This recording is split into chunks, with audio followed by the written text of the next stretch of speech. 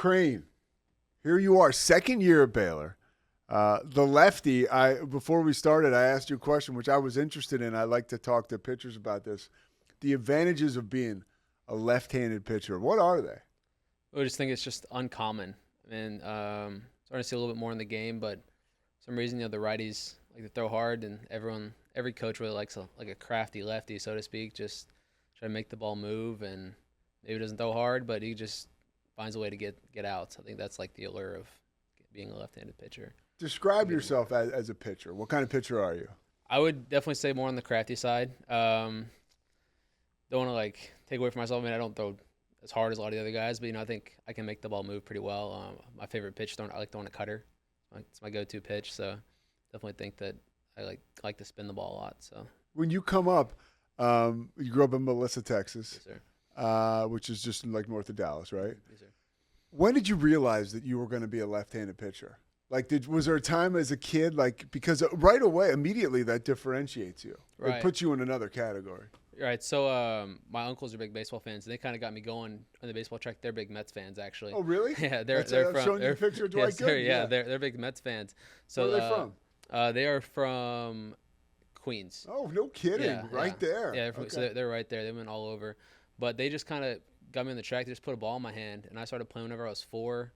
And then whenever I started kid pitch, whenever I was 9, I just set myself apart. I mean, I was way better at pitching than I was at hitting. So then just kind of back then, stuck. huh? Just definitely. I mean, there's definitely there's probably more talent on the pitching side. So I think that just kind of stuck, and they definitely pushed me. I mean, my uncle was a left-handed pitcher. He didn't do anything like college or anything, but he knew how to kind of he knew, it. so he kind of guided me. He coached me for a little bit, and just kind of pushed me on that track of being a pitcher. Was there, outside of him, was there a mentor, somebody in your life who helped you kind of transition from, okay, here I am, this youth player, Right. to here I am a prospect? I would say my first high school baseball coach, Jason Russell, he was really pushed me. He kind of saw something I didn't even see in myself, like the potential maybe, and he pushed me pretty hard. As a freshman, had me start to play some varsity games just to get used to playing against upper talent, and then just kind of encouraged me to go out and play summer ball, just tougher competition to try and get seen and just find a way to get into college baseball.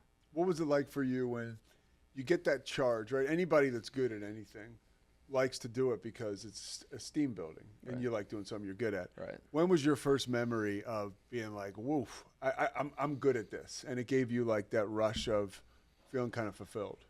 I think, honestly, in high school, kind of started to separate myself. I think just had continuing success. So I think that kind of made, okay, I got a shot at playing baseball. I mean, grew up watching it, and that was always the goal, go play baseball, Division I baseball. Didn't really know anything about the other levels, but I was like, that's where I'm setting my goals. And I think just having success in high school is kind of what, just continuing success week after week, from freshman year to senior year, just, okay, I can probably do this at the next level. Outside of baseball, when you're in high school, are there other dreams that you have? I mean, you're an elite baseball player.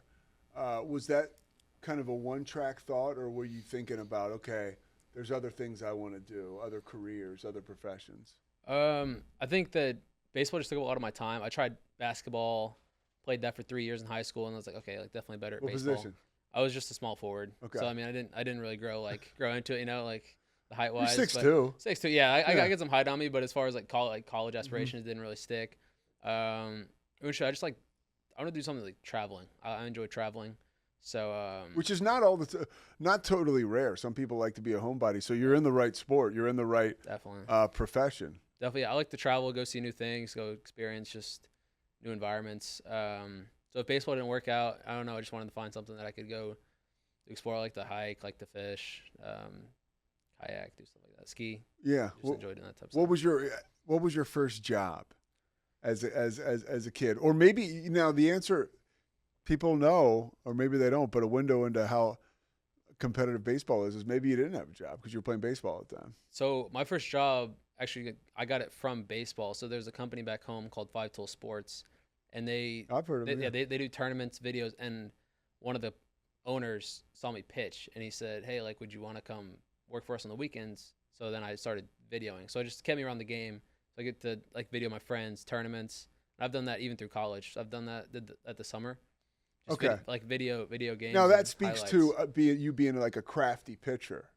When you're watching somebody videoing, what do you pick up right away about somebody and their delivery, pitching the baseball? What do you notice right away? What's something that jumps out at you? Definitely how the ball comes out of their hand. I think you can tell by their arm action, just how they move. And definitely like whenever I'm on video, you kind of got to pay attention to it because I'm tracking like the whole entire. You're finding like one player who stands out, and you're going to find like to put that on X or Instagram. I think, but definitely like how the ball comes out of their hand. Is there something that you start to register pretty quick? Is there something you've gone to you've and this is the story now. You've gone to a couple of different schools since high school. You're coming here from Blinn, right? Yes, sir. You left there with the coach from what was your first school? Grayson. Grayson. College, sir. What's been an adversity that you've been able to overcome during this journey of yours? If there has been one that sticks out to you that you've been able to conquer, but at the time when you were in it, you were like, boy, this is a grind. You have some questions about it. Right. I think just dealing with injuries over the years. So, I mean, being a pitcher just kind of comes with the territory. Last year I was hurt all last year. Hurt my shoulder. And that was tough. I mean, it was because I played fall ball, got ready, rehabbed all the way into the spring, then got hurt again. And so that was just it was a tough time, definitely. But definitely like, having the guys around me and kind of just allowed me to see like these guys are here for me. We're family. And they definitely picked me up throughout the whole year whenever I was doing my rehab process. What did you learn about yourself during that period? I just figured out that you really just gotta like you don't have to do it all alone. You can't like you have people that are there for you. At first I was kind of like, man, like pretty aggravated. Just like, what am I gonna do? Because like first year at Baylor, I know I want to go out there just perform for the guys and for the coaching staff that brought me on. And I just really figured out like there are guys for you that'll help you, talk you through the tough times, and just reassure you like everything's gonna be okay. It's pretty cool to see that your teammates really do care about you, right? And the coaches do as well. Exactly. Especially a guy like Coach Thompson. I would imagine that an injury situation like that where it's delicate, he guides the way. Definitely, yeah, and it's not just like the whole coaching staff, but I would get like messages like, hey, like doing good. They ask me how my rehab's going, and I think that's just really beneficial. Also, guys that have had like an injury that's similar to that, just kind of like lean on their experiences and see how they recovered and just see how they're doing now. So it kind of was reassuring. When you talk about that, being able to overcome that kind of adversity, being injured is really tough for an athlete. Then you manage your time off the field. You have some downtime. What do you do when you have downtime? Whether it's because you don't want it, because it's an off day, or you dealt with injury last year, or you do have a day to yourself where you're like, man, this is great. I finally have a day to chill. When available, I mean, so like on our off days, a lot of it's just like recovering because I'll still work out, but whenever guys they're on the road, just made friends. Like I'm in the business program, made friends with the business program guys. Go golf sometimes. Yeah. Golf. I mean, and trying to find some stuff in Waco. It's kind of like mainly just golf. Go to the pool. Yeah. But relax is a big.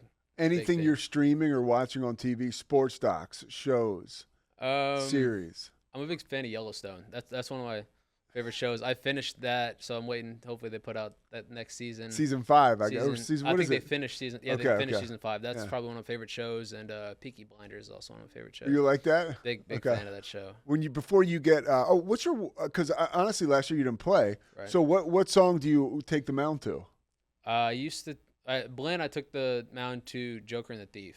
Okay. Steppenwolf. So all right. So you're gonna stick with that? That's the plan right now. I haven't really found something that really is like speaking to me, so I'm a big fan of that song. And okay. What about your family? Who's somebody that you've looked up to that has lit the way for you throughout this whole process? I would really say that my dad. Me and my dad are extremely close. He wasn't an athlete, but he just great guy, kind of guided me in like making the right decisions, checking up on me, and then. I mean, honestly, my mom as well. My mom has just been in constant contact. She worries, so it's like she helps me just like stay grounded and like reevaluate myself honestly. Because sometimes I'm like I'm fine, but then she has some questions, and she asks good questions. She asks good questions, like the right questions, as moms do, and they want to know about their kids, and I just think they've really just helped me keep me grounded through this whole process, and they've kind of guided me along the way, making the right decisions, and just evaluating to make sure like. I'm fine. Like make sure I'm fine and my body's fine throughout the whole time. Is there someone who you've modeled your game after, as far as being a pitcher, being a lefty, and any player in particular? My favorite pitcher is probably Greg Maddux. He's not There a you lefty. guys, he's Not crafty. a lefty, though. but he's really crafty. Yeah. So he just he found a way. So he used to throw extremely hard, and then he kind of dialed it back down, and he didn't walk guys. Didn't have the best velocity numbers, but I mean he was doing the right thing. So I just think he was someone I definitely modeled my game after. What are you most excited for as the school year starts? Right. Off the diamond, what are you most excited for? Off the diamond, probably. I don't know. Just keep. I don't know. That's a good question. You gotta love athletes, man. That's a you good got, question. I mean, like you gotta love elite athletes. Now that we're starting to like get going, it's kind of like yeah. so much time is gonna be spent at It's the just field. you really do have the tunnel vision, but Right. this is such as much as you're an elite athlete playing in the Big 12, Baylor's an elite school. How manageable do they make it for you, the folks that help you in athletic administration, to make sure that you get all your stuff done? Because there's a lot to do, Right. but there's also a lot of time to dedicate towards your craft of baseball. Absolutely. So we have academic advisors that take care of us. There's a whole program just designed around us. They get us tutors if we need it. Last year was definitely a little bit different because I didn't go to class at Blinn. We just had online classes, so I hadn't been in class in 2 years.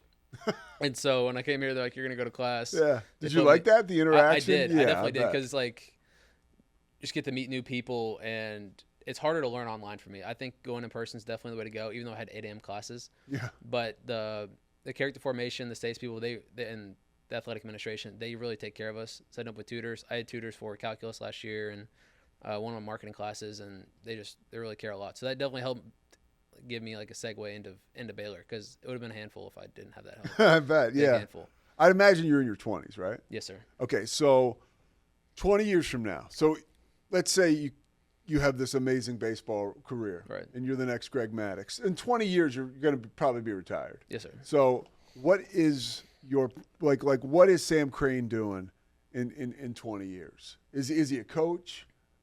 He's finished up his playing career. Right. Is he involved in a career that takes him in the outdoors? What is he doing?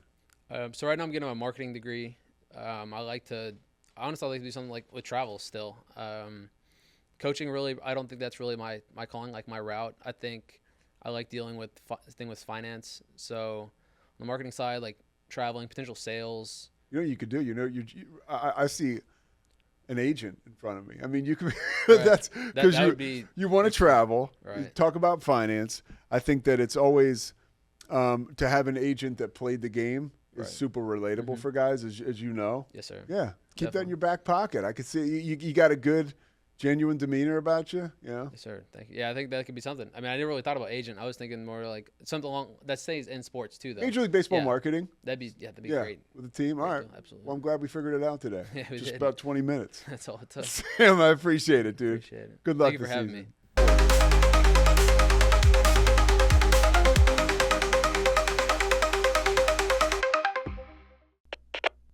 We are Rogue Media Sports.